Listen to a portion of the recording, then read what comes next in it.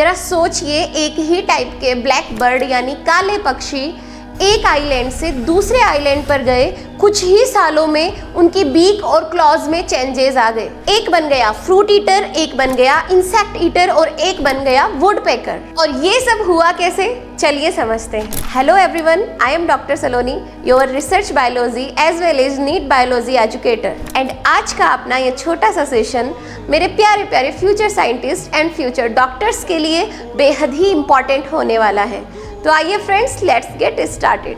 इन 1831 Charles Darwin अपनी ship HMS beagle पर world tour के लिए निकले। साउथ अमेरिका के नियर गैलापागोस आइलैंड, जो कि 22 स्मॉल आइलैंड्स का एक ग्रुप है, वहाँ उन्होंने एक अजीब सा ऑब्जर्वेशन किया। छोटे छोटे ब्लैक बर्ड्स जो लगभग सेम दिखाई देते थे, उनकी बीक शेप डिफरेंट थी। किसी की बीक सीड को खाने के लिए अडेप्टेड थी, किसी की वुड पैक करने के लिए, किसी की इंसेक्ट को खाने के लिए और किसी की फ्रूट को खाने के लिए। यहाँ उन्हें एक बड़ा क्लू मिला कि एक एंसेस्टर अलग अलग स्पीशीज में इवॉल्व कर सकता है अगर उन्हें डिफरेंट हैबिटेट्स में डाल दिया जाए। लेकिन ये चेंजेस हुए कैसे, आइए इन्हें मॉलिक्यूलर लेवल पर समझते हैं। जब बर्ड्स नए नए हैबिटेट्स में माइग्रेट करके गए तो एनवायरनमेंट का प्रेशर इनके ऊपर पड़ने लगा, यानी इनके DNA और जीन्स पर एनवायरनमेंट का प्रेशर आने लगा, जिसके कारण इनके जीन्स में, इनके DNA सेगमेंट्स में कुछ रैंडम और कुछ नेचुरल चेंजेस आने लगे, जिन्हें हम म्यूटेशन कहते हैं, जिसके कारण इनमें वेरिएशन आने लगे।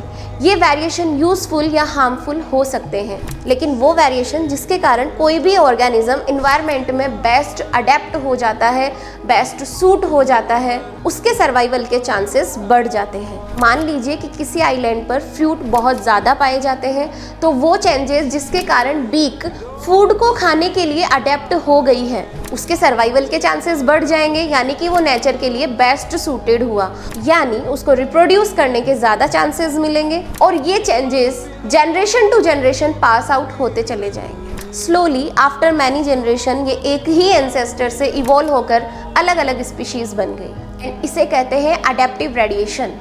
एक ही एंसेस्टर से डिफरेंट हैबिटेट्स या एनवायरनमेंट के कारण अलग अलग स्पीशीज का इवोल्यूशन होना, यह प्रोसेस कहलाता है अडेप्टिव रेडिएशन, जिसमें एक ही एंसेस्टर स्पीशीज के डिफरेंट हैबिटेट्स में माइग्रेट कर पाने के कारण एक नई स्पीशीज का ओरिजिन हो जाता है। एंड यह ओरिजिन डिफरेंट हैबिटेट्स या डिफरेंट एनवायरनमेंट के कारण होता है, जिसे हम एलोपैट्रिक स्पेसिएशन कहते हैं। सोचिए, एक टाइप की बुक एक क्लास के सभी स्टूडेंट्स को डिस्ट्रीब्यूट की जाती है और वो उसे अपने तरीके से स्टडी करते हैं और इन फ्यूचर वो डिफरेंट प्रोफेशन को चूज करते हैं। सेम इसी तरीके से एक एंसेस्टर स्पीशीज डिफरेंट हैबिटेट में जाने के कारण एक नई स्पीशीज के रूप में इवॉल्व हो जाती है। तो आपको क्या लगता है, अगर ह्यूमन बींग्स को अलग अलग प्लेनेट पर सेटल कर दिया जाए तो क्या उनके फीचर्स भी इवॉल्व होकर नई स्पीशीज बन जाएंगे?